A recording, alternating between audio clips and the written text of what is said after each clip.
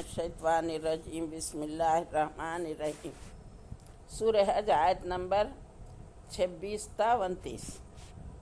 یاد کرو وقت جب کہ ہم نے ابراہیم علیہ السلام کے لیے اس گھر خانہ کعبہ کی جگہ تجویز کی تھی، اس ہدایت کے ساتھ میرے ساتھ کسی چیز کو شریک نہ کرو، اور میرے گھر کو طواف کرنے والوں اور قیام و رکوع و سجود کرنے والوں کے لیے پاک رکھو، اور لوگوں کو حج کے لیے اذن عام دے دو۔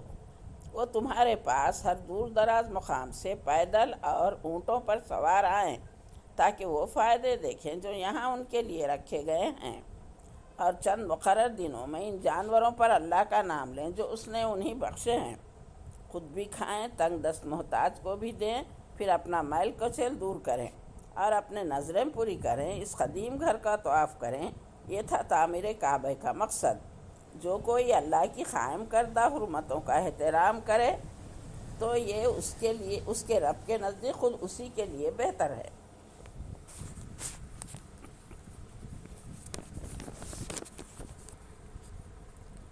تشریح: یہاں پر ابراہیم علیہ السلام کو حکم دیا گیا اس گھر کو اللہ کے سوا کسی دوسری اللہ کے سوا اس گھر میں اللہ کے سوا کسی دوسری چیز کو شریک نہ کرو، میرے گھر کو طواف کرنے والوں اور قیام و رکوع و سجود کرنے والوں کے لیے پاک رکھو، اور لوگوں کو حج کے لیے اذن عام دے دو۔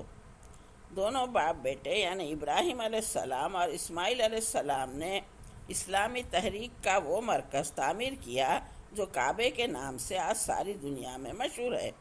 اس مرکز کا انتخاب اللہ نے فرمایا۔ یہ عمارت اول روز ہی سے دین اسلام کی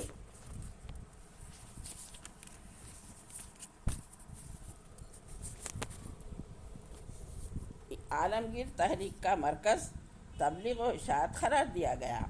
اس کی غرض یہ تھی کہ ایک خدا کو ماننے والے ہر جگہ سے کھینچ کھینچ کر یہاں جمع ہوا کریں، مل کر خدا کی عبادت کریں اور اسلام کا پیغام لے کر اپنے اپنے ملکوں کو واپس جائیں۔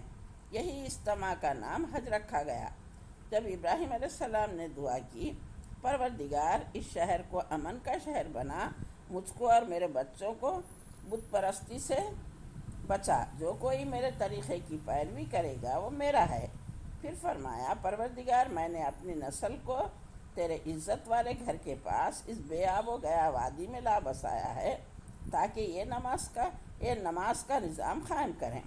اے رب، تو لوگوں کے دلوں میں ایسا شوق ڈال دے وہ ان کی طرف کھینچ کر آئیں اور ان کو پھلوں کا رزق پہنچا۔ امید ہے کہ یہ تیرے شکر گزار بنے۔ یہ فرض ایسا نہیں ہے جس کا جی چاہے تو ادا کیجیے اور نہ چاہے تو ٹال دیجیے، بلکہ ایسا فرض ہے ہر اس مسلمان پر جو کعبے تک آنے جانے کا خرچ رکھتا ہو اور ہاتھ پاؤں سے معذور نہ ہو، عمر میں ایک مرتبہ ایسے لازماً ادا کرنا چاہیے۔ ہزاروں مصروفیتوں اور مصیبتوں کے بہانے لے کر لوگ سال پر سال ٹالتے رہتے ہیں، ایسے لوگوں کو اپنے ایمان کی خیر منانی چاہیے۔ عزیزو، ویسے بھی اسلام کی عمارت 5 ستونوں پر قائم ہے۔ اگر ایک ستون نہ ہو تو عمارت ٹھہر نہیں سکتی، لہٰذا ہمیں کوشش یہ کرنی چاہیے ہم 5 ستون کو برابر قائم رکھیں گے تاکہ وہ عمارت ٹھہر سکے۔ ہم میں سے تقریباً لوگ کیا ہے درمیانی مڈل کلاس کے ہیں۔ ہمیں فکر ہے تو گھر بنانے کی، بلڈنگیں بنانے کی، اور کیا ہے اولاد کی شادیاں کرنے کی۔ کیا پتہ اس وقت تک حالات کیسے رہیں، صحت کیسی رہتی ہے، پیسہ اس کے لیے الگ جوڑ کر رکھنے پر بھی کوئی بیماری یا خرچ آ جائے تو خرچ ہو جاتے ہیں۔ لہٰذا ہر بہن کی کوشش یہ ہونی چاہیے صحت مند رہنے تک ہم حج کریں گے۔ اللہ سے دعائیں کرتے رہیں، اللہ سے مانگی ہوئی دعائیں رائے گاہ نہیں جاتی۔ بہرحال اگر ہم جوانی میں حج کریں تو پورے ارکان خوش اسلوبی کے ساتھ کر سکتے ہیں۔ کعبے کا طواف ہے، صفا مروہ کی سعی ہے، مینا میں جا کر قربانی کرنا ہے وغیرہ۔ حج کو جانے کی وسعت نہ ہو تب بھی خدا کے گھر کو دیکھنے کی تمنا کریں اور روضہ رسول صلی اللہ علیہ وسلم پر سلام پڑھنے کی آرزو اور حج سے پیدا ہونے والے ابراہیمی جذبات سے اپنے سینے کو آباد اور منور رکھیں۔ سفر حج کے لیے زادرات ساتھ لیں، اور سب سے بہتر زادرات خدا کا تقویٰ ہے۔ اور لوگوں پر خدا کا ایک حدیث کا مفہوم ہے، لوگوں پر خدا کا یہ حق ہے جو اس گھر تک پہنچنے کی استطاعت رکھتا ہو وہ اس کا حج نہ کرے۔ تو کفر کے الفاظ سے تعبیر کیا گیا ہے، جو اس حکم کی پیروی سے انکار کرے تو اسے معلوم ہونا چاہیے خدا سارے جہاں والوں سے بے نیاز ہے۔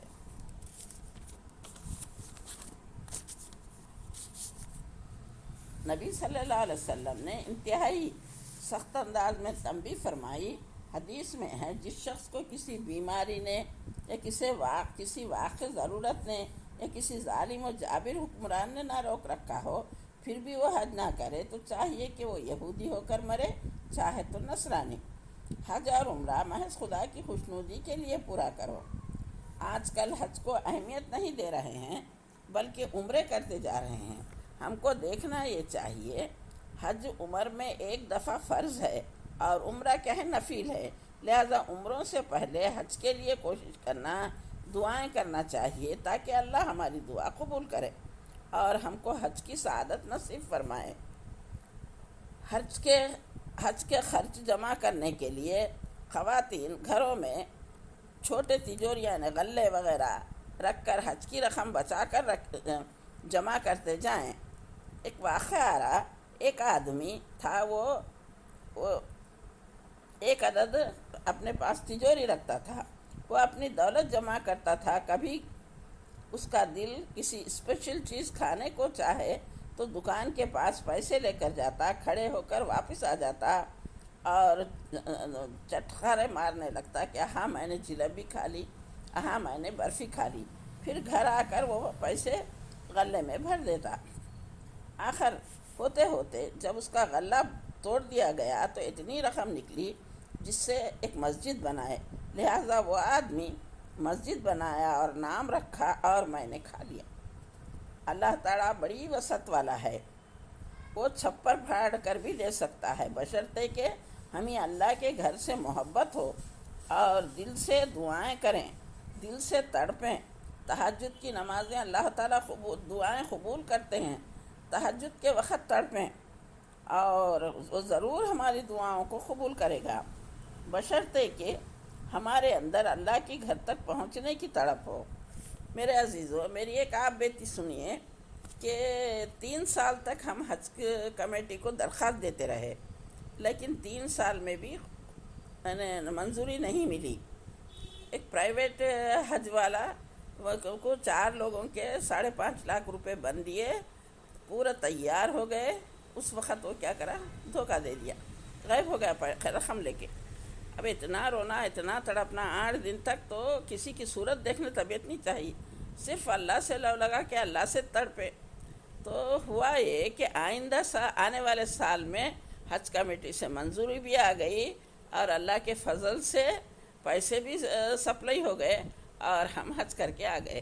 تو بتانے کا مقصد یوں ہے، اللہ تعالیٰ بڑی وسعت والا ہے، وہ برابر دیں گا، جبکہ ہمارے پاس وہ بھی نہیں ہے۔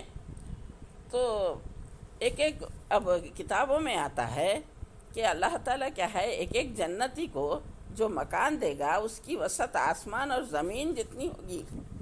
مکان کے پیچھے باغ ہوگا جس میں ہر قسم کے پھل کے درخت لگے ہوں گے، ہر قسم کے پرندے ان درختوں پر چہچہا رہے ہوں گے۔ جنتی کو کوئی پھل کھانے کے لیے دل چاہے تو پھل جا کر لینا نہیں ہوگا، ہمارے دل میں خواہش ہوگی اور وہ جنتی کے دل میں خواہش ہوگی اور وہ پھل سامنے حاضر ہو جائے گا۔ وہاں پر آدمی بول اور برات سے پاک رہے گا، صرف ایک خوشبودار ڈکار آئے گی جس سے اس کا ہاضمہ ہو جائے گا۔ ایسے وسعت والے پروردگار سے خوب تڑپ تڑپ کر حج کے لیے دعائیں کریں، وہ ضرور ہمارے جانے کا انتظام آج نہ صحیح کل کرے گا۔ دعا کرتے ہوئے بھی صبر کرنا چاہیے، ادھر مانگتے ہی حاضر نہیں، پتہ نہیں کب ہماری دعا قبول ہوگی۔ اللہ تعالیٰ جتنے حاجی حج کو جا رہے ہیں ان سب کو حج مبرور عطا فرما، جن جن لوگوں کے دلوں میں تڑپ ہے اللہ ان سب کو حج کی سعادت نصیب فرما۔ وآخر دعوانا ان الحمد للہ رب العالمین۔